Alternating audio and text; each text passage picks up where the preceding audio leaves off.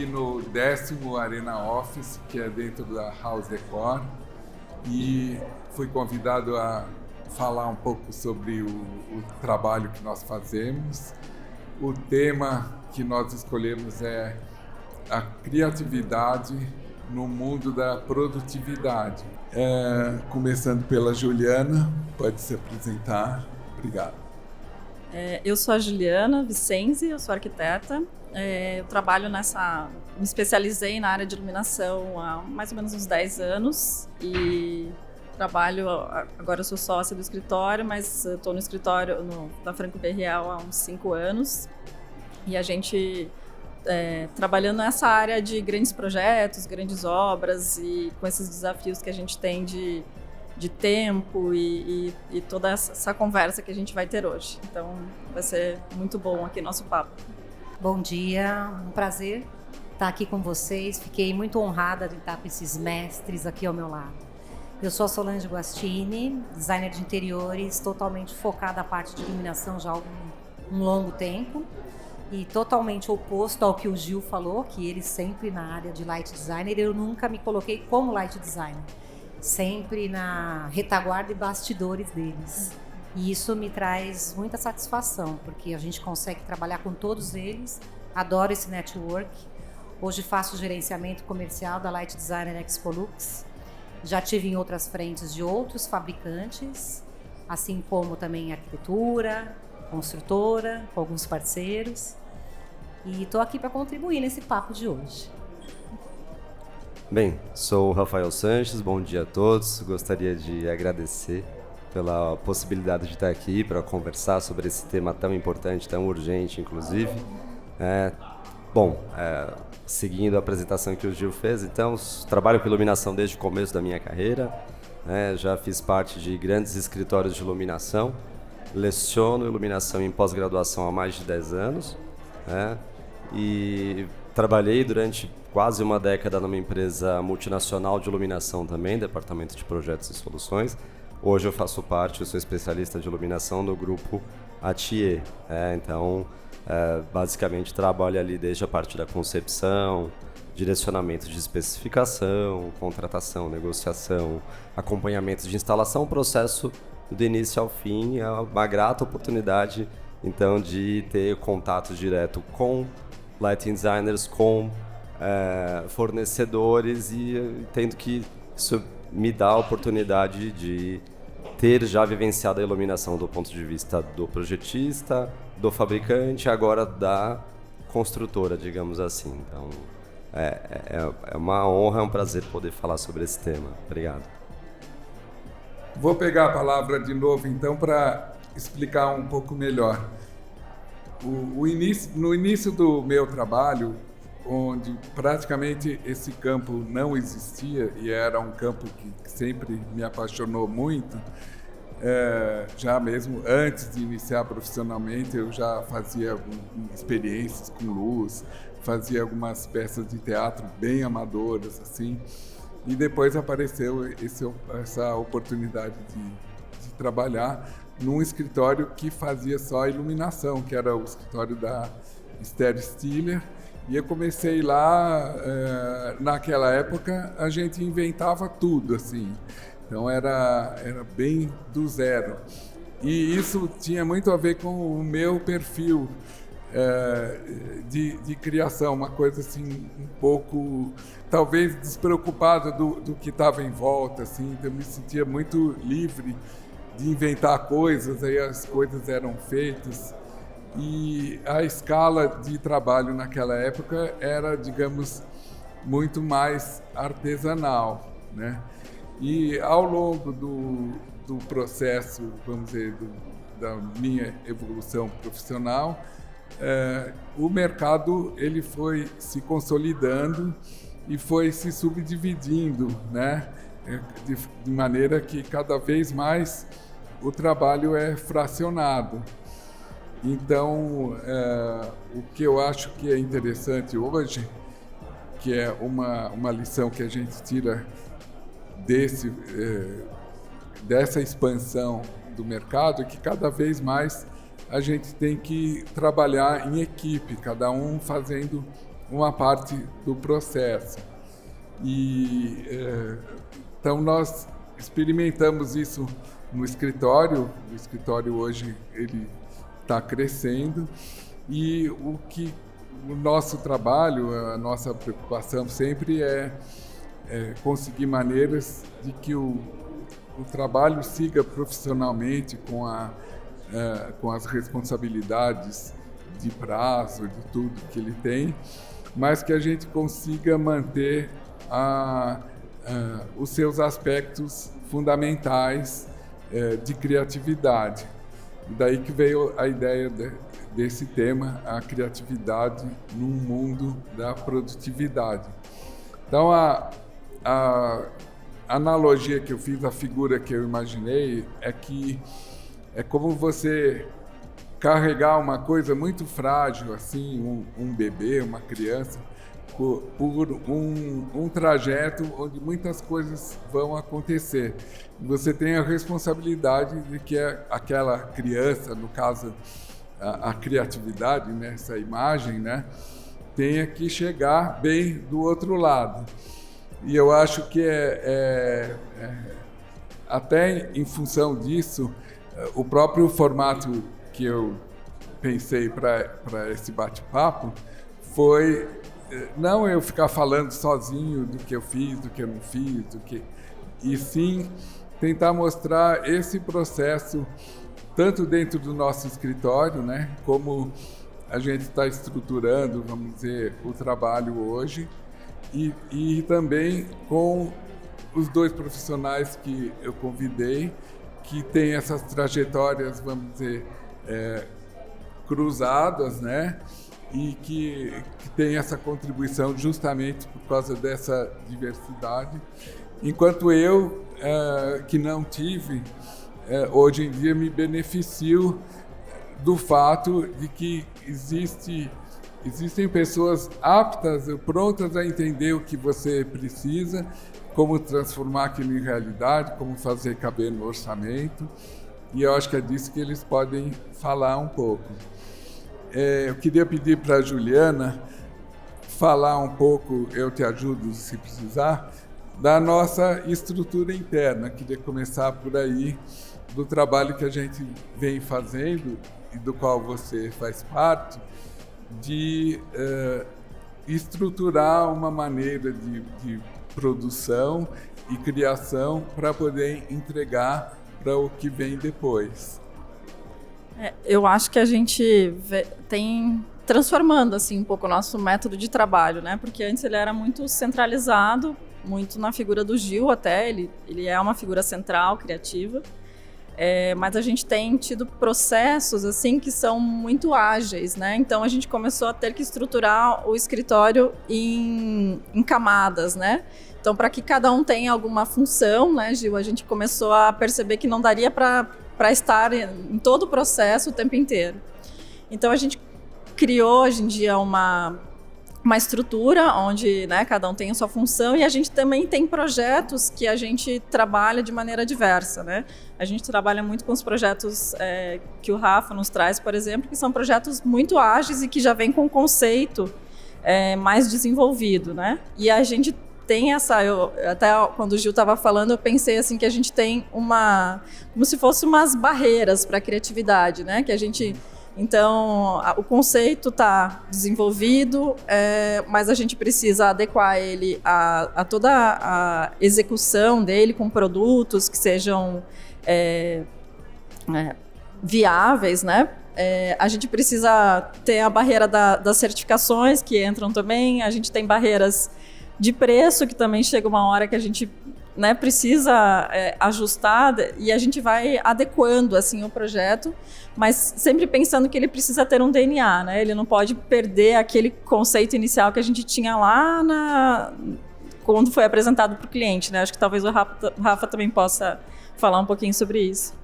Sim, e pensando nessa questão da criatividade ao longo desse processo, que muitas vezes acaba sendo tão rápido, né? Tão com prazo para começar e para terminar, muitas vezes a criatividade acaba se resvalando principalmente em como manter esse conceito inicial mesmo com as adversidades de custo, de prazo, e processos, dificuldade construtiva, dificuldade de mão de obra, que muitas vezes acaba tendo uma certa resistência em relação a trabalhar com tecnologias inovativas ou novas proposições, que é uma demanda natural, né, de quando você tem essa questão da criatividade como um ponto principal ali para a inovação do projeto, né? Então, acho que esse é o nosso desafio do dia a dia, que vocês respondem extremamente bem, mas depois que a gente vê a obra pronta, entregue, tudo iluminado, não imagina todo o processo que foi necessário até chegar naquele ponto, né? Eu percebo que cada vez mais, nesse ritmo louco de produtividade, toda a cadeia, desde a concepção do projeto até a execução final, todo mundo tem que estar muito flexível, porque essa produtividade é tão rápida que até fazer um levantamento de obra, até estar a obra entregue, é muito dinâmico. E a gente encontra no meio do caminho muita adversidade, de coisa que lá no início, quando você tem aquele bebezinho que foi criado como concepção, não vai ser aquilo que vai ser entregue no final, porque a gente encontrou alguma barreira no meio do caminho, seja ela de algum problema de entreforro ou que não pode ser mais execuível. E aí a gente tem que ter essa flexibilidade, não só a arquitetura como conceito inicial, os projetistas e os próprios fabricantes de luminária. Ver que no meio do caminho a gente tem que achar um meio de tornar aquilo de fato execuível até o final, né? De ponta a ponta. E acho que a flexibilidade de todo mundo é um olhar muito cuidadoso para que isso torne realidade. Sim, eu queria complementar essa coisa da flexibilidade, que é uma coisa recente no escritório. A gente começou a estruturar um organograma, por incrível que pareça, em 40 anos de trabalho, isso nunca existiu. Assim, você vai passava o trabalho, olha, você faz, eu não tinha uma consciência até do desenho físico, vamos dizer, de como isso se materializa. Mas uma coisa engraçada é que a gente, a Lívia e eu, e agora com a ajuda da Juliana também, aliás, eu não falei da Lívia, minha sócia, infelizmente, ela não conseguiu chegar a tempo, e é uma pessoa muito dinâmica nessa área, está ajudando muito nesses processos de reestruturação. Então, quando ela surgiu com um organograma desenhado, eu falei, nossa, estranhei um pouco, e daí a gente começou a fazer um desenho de como que seria essa pessoa trabalha junto com essa, então dividir nessas camadas que a Juliana falou, de tal maneira que o resultado fosse o melhor possível no menor tempo. E falando de flexibilidade, a gente percebeu que existe assim o cargo e a pessoa, né? Mas que as pessoas são muito diferentes. Então a gente tenta pôr numa caixinha, aí a gente logo percebe que tal pessoa tem mais habilidade aqui, a outra tem mais ali. É aquele desenho que começa retinho, de repente já está todo diferente, porque tudo é muito vivo, né? E a gente está sempre falando de pessoas, né? Então, acho que esse é um conceito também que a gente leva dentro da estrutura do escritório e também fora dele, porque quando a gente desenvolve um projeto que a equipe do Rafael tenha mandado para a gente e a gente manda para ele, ele já vai olhar e vai dizer, complementa aí, Rafael, o que você vai dizer em relação a uma coisa que a gente entregue, por exemplo. Por exemplo, as complementações são, olha, funciona, tá aderente ao conceito que já foi apresentado ao cliente ou não, alguma coisa eventualmente precisa ser revisada para ficar próxima daquelas imagens que já foram vendidas enquanto ideia global do espaço. Às vezes existe uma questão de custo, né? e acaba se esbarrando em um elemento ou outro, aí ajustes precisam ser realizados pontualmente, mas sem descaracterizar o todo do projeto, quer dizer, o mínimo possível, né? Eventualmente existe uma solicitação que vem do próprio cliente de enxergar possibilidades comerciais dentre os proponentes, os fabricantes, para que o cliente também participe do processo. Então, vez ou outra, acaba vindo essa demanda, né? Nós damos essa devolutiva. Olha, preciso ter um cenário, por mais que hoje a gente entenda que na indústria da iluminação não existe assim a antiga similaridade, né? Cada produto é cada tecnologia é uma, mas existe um pensamento, muitas vezes, do mercado, do cliente, de que isso ainda existe. Então, existe essa troca, a gente acaba fazendo esse intermédio, né? Entre cliente final, conceituador dentro da nossa estrutura, light designer, projetista luminotécnico contratado, enfim, para justamente azeitar essa comunicação e chegar num resultado final o mais próximo possível e que caiba no orçamento previsto e que chegue no prazo necessário, né? Então são vários pratinhos no ar, né, Gil? Eu acho que é legal a gente falar assim, que acho que tanto dentro do escritório quanto fora a gente é uma cadeia, né? E ela precisa estar muito uma teia, né? Ela precisa estar muito conectada. Então, tanto a gente dentro do escritório como de cada de cada pessoa que tem a sua função, e também na parceria com os fornecedores, porque a gente nunca consegue um projeto onde tudo é de linha, né? A gente sempre precisa uma personalização, a gente precisa ajuste de cor, de tamanho, de formato, então a gente está sempre nessa conexão. E também com projetistas, né? Porque tem a construtora, tem o arquiteto que conceitou, a gente precisa também estar alinhado, né, com aquele conceito dele. Então é uma teia que ela precisa estar bem amarrada para que o projeto final saia de uma maneira interessante, assim, né? E que seja o que o cliente pediu ali também, né? Então, acho que é esse amarrado, assim, que é interessante também, né, desse processo todo. Super. Pensando nisso que a Ju falou, eu me recordo muito quando trabalhávamos juntos, eu e Rafa, e vinha aquele conceito da arquitetura querendo uma coisa esdrúxula de início. Aí a gente falava, putz, tá bom. Como que a gente vai explicar para ele, arquiteto, que aquele conceito que ele quer não vai ser possível colocar ali, porque não vai ter a quantidade de iluminação necessária para aquele lugar. Então tá bom, não vamos desconstruir o conceito, vamos manter aquilo, mas qual componente, qual peça, qual produto poderia fazer a substituição daquilo? Aí tá a flexibilidade, e aí tá ao fabricante, o fornecedor querer entender aquilo como conceito, traduzir isso para executar e fabricar, e aí a gente jogava a bomba na mão aí dos projetistas, porque vem um conceito totalmente diferente, que é aí que está, né? A criatividade nunca pode ser tolhida, esse filho tem que ser iniciando ali a caminhar e poder transitar para que isso seja execuível também, né?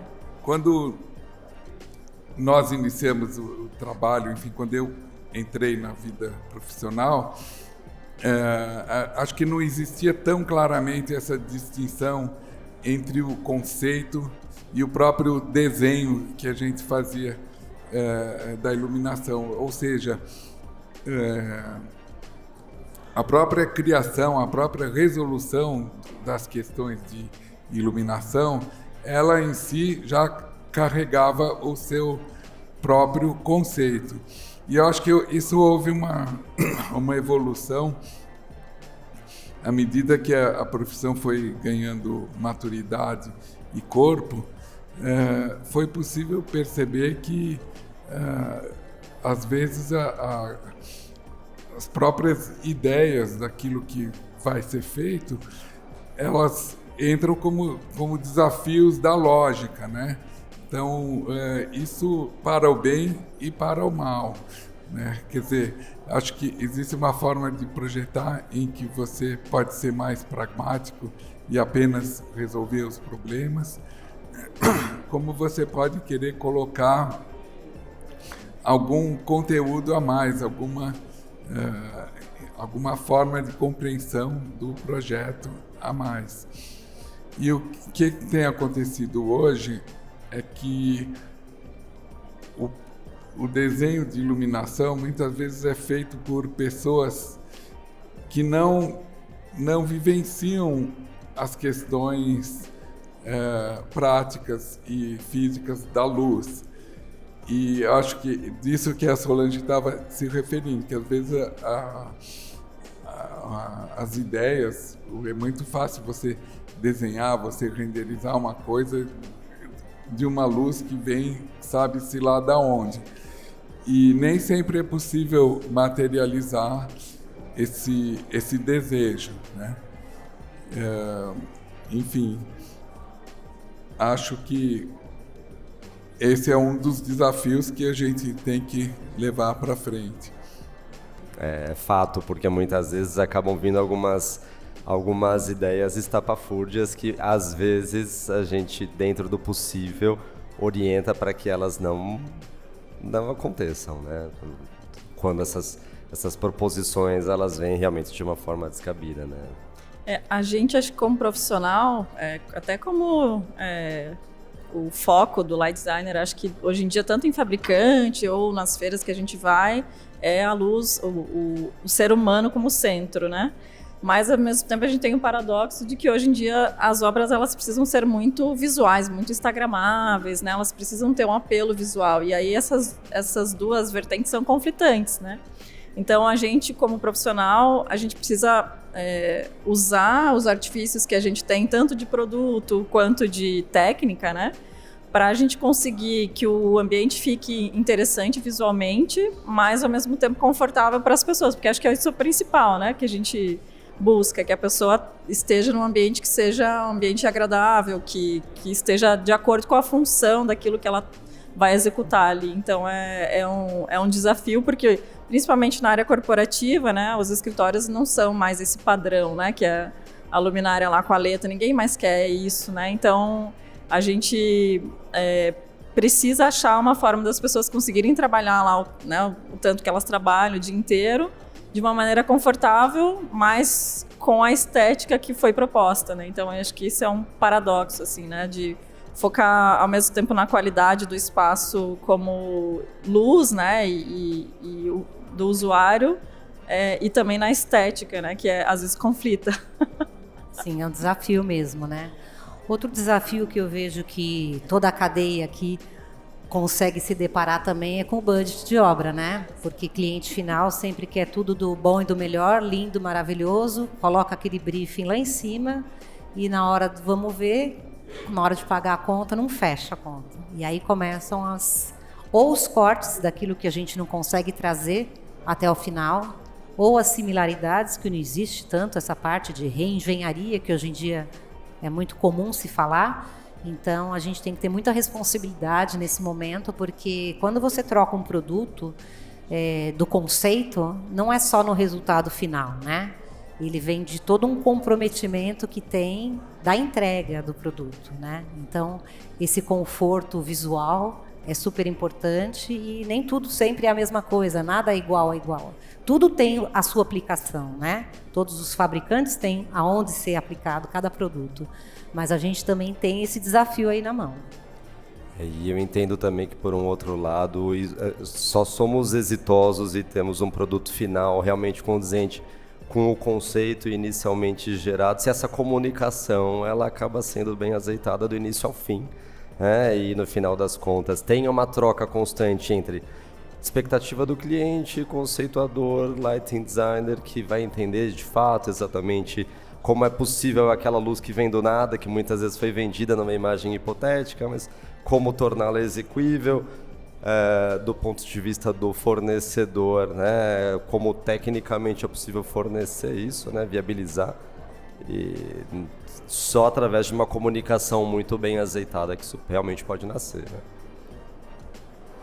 né? Então, eu acho que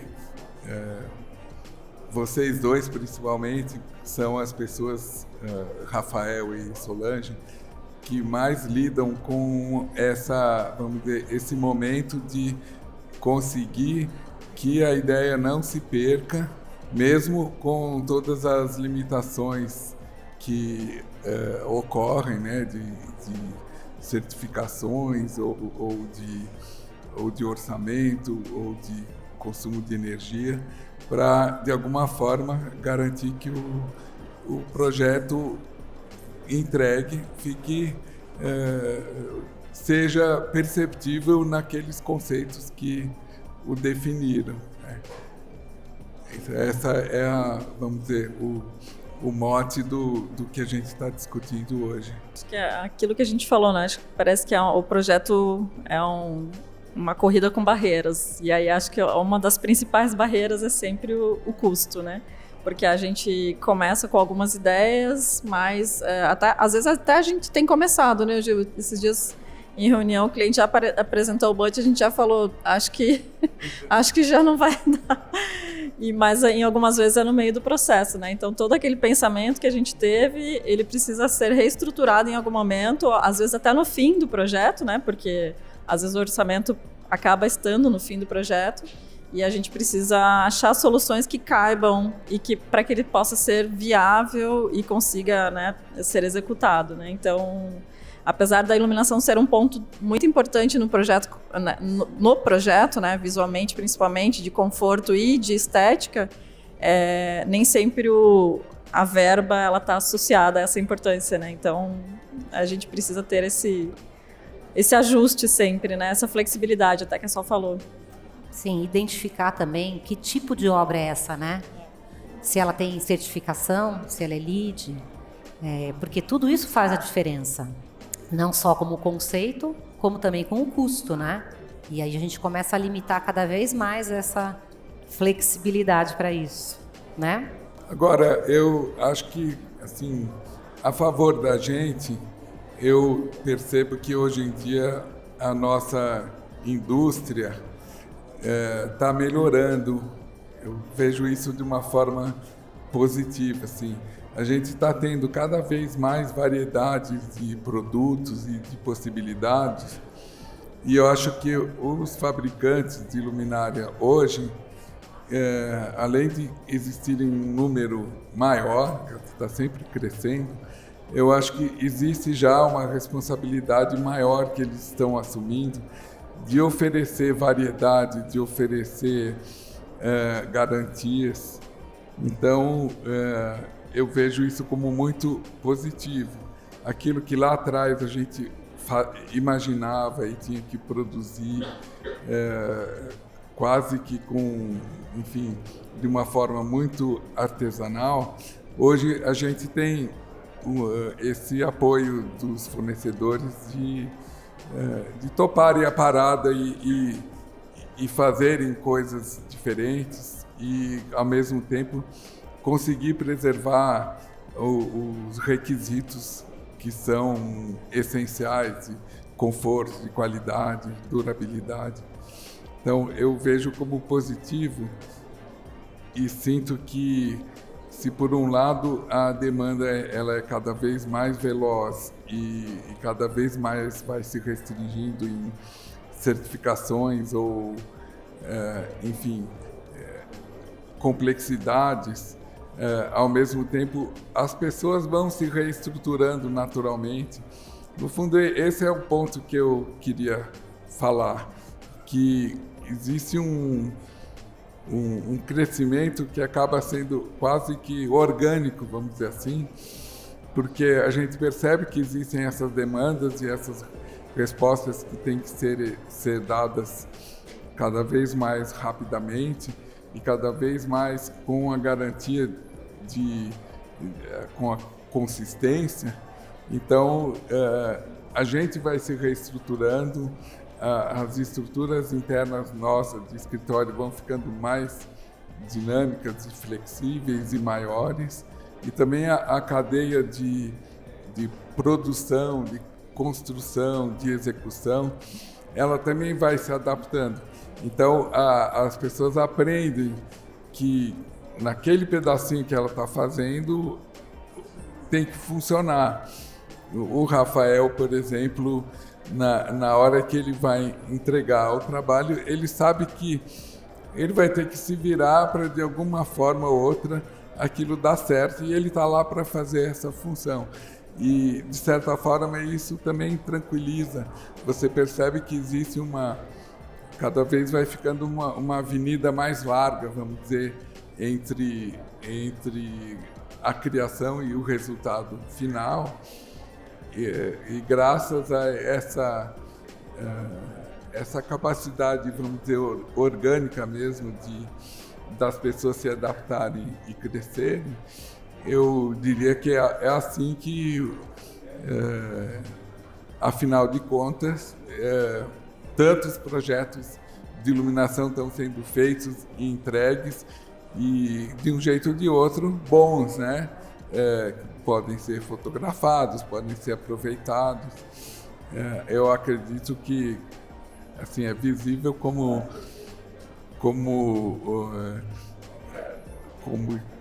cada vez a gente tem mais edificações entregues com boa iluminação, com bom resultado.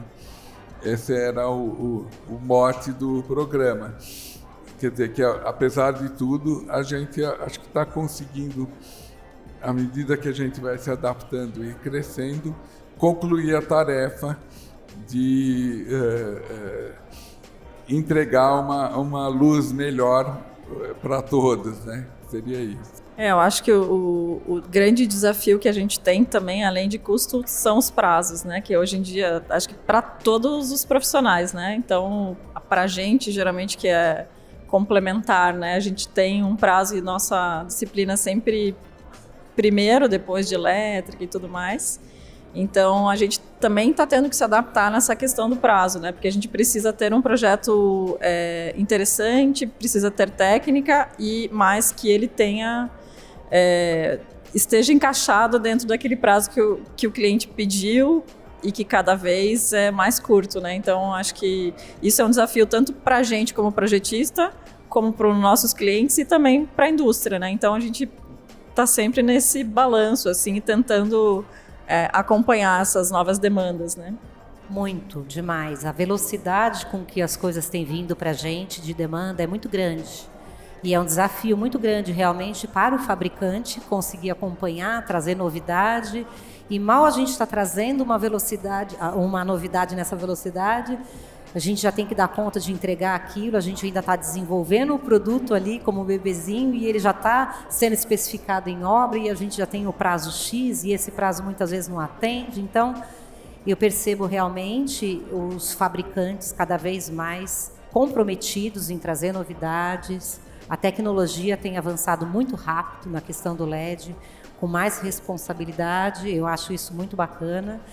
E a gente aqui do lado comercial tem que entender e pegar um pouquinho esse feeling do que está precisando nesse momento, o que é aquela, qual é a demanda nisso, naquilo. E acho que essa percepção de estar presente nunca vai ser substituído pela inteligência artificial, que muitas vezes pode ser positivo para um conceito, mas não vai ser substituído por a gente estar presente ali numa necessidade, numa velocidade de mudança, de flexibilidade. Eu acho que está aí o humano nesse ponto, fazer sempre a diferença para isso.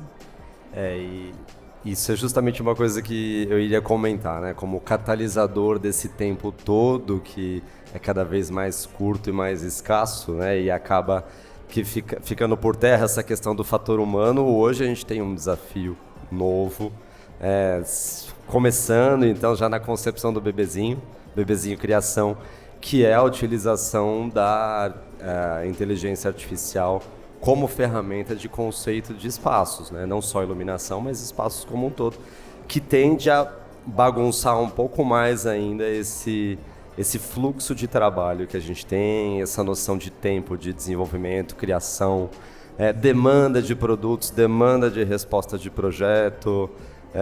Então, capítulos novos ainda estão por vir nesse aspecto, né? Então, que tenhamos a sabedoria de utilizar essa ferramenta a nosso favor, né? Porque acho que é um caminho sem volta, sem perder justamente esse viés do contato humano, que de fato é o que engrandece o produto final que a gente entrega, né?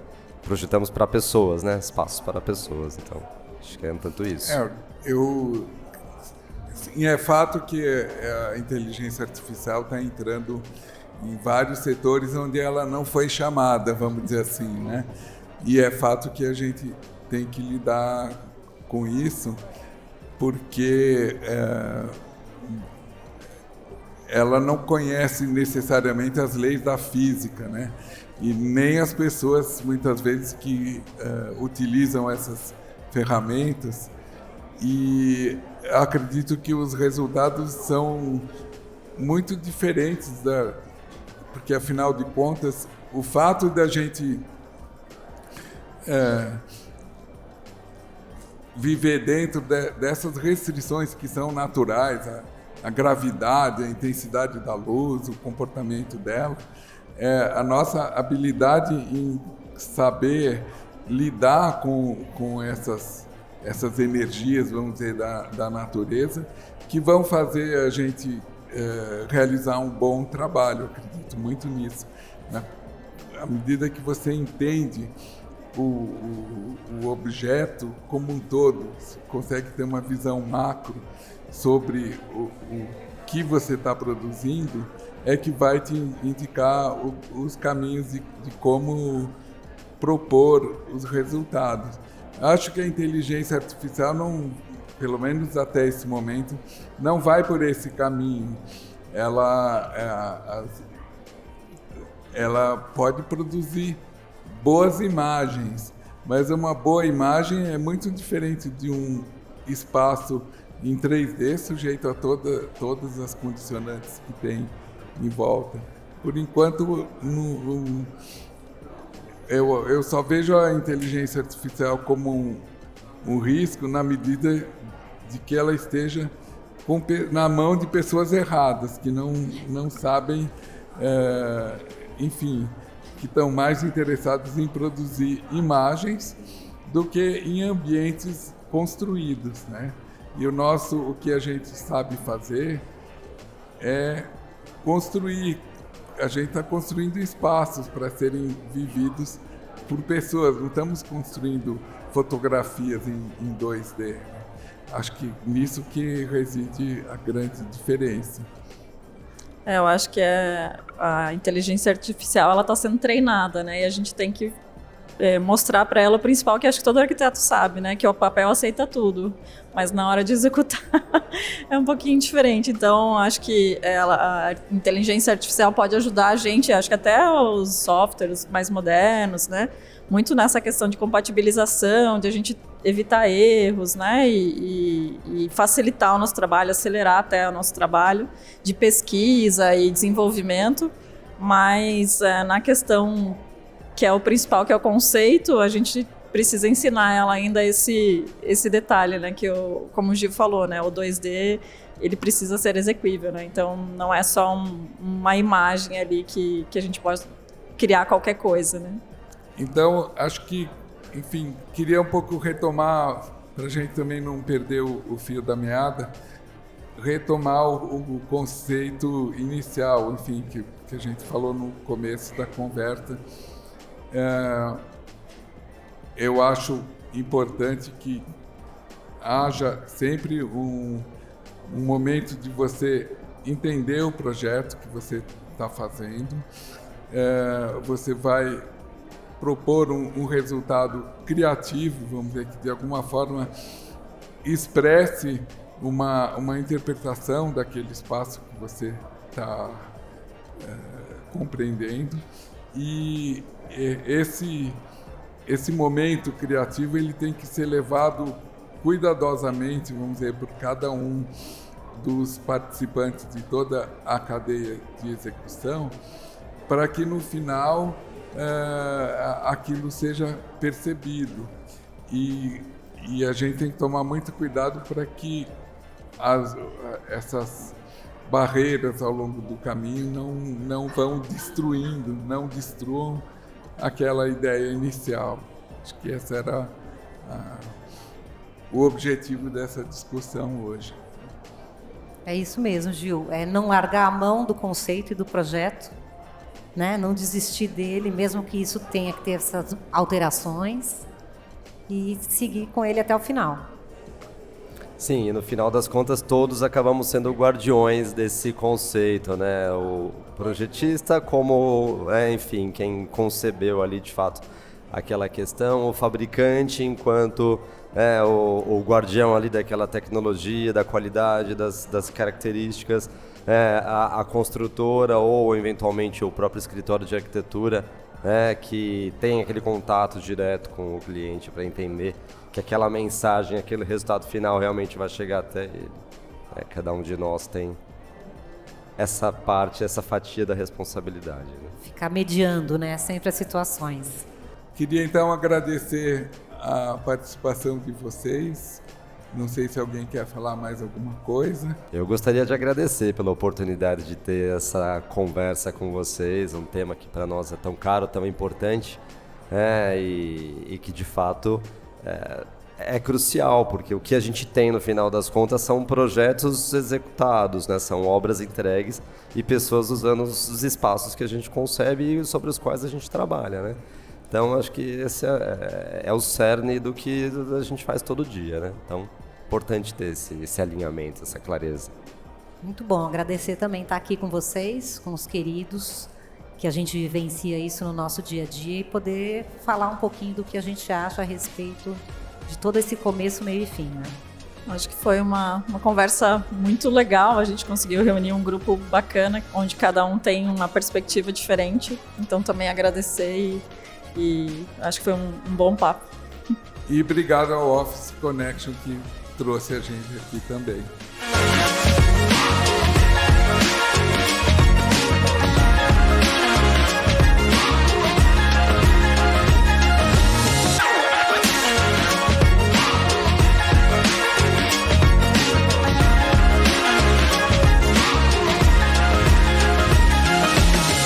Cavalete, há 50 anos como suporte para suas conquistas.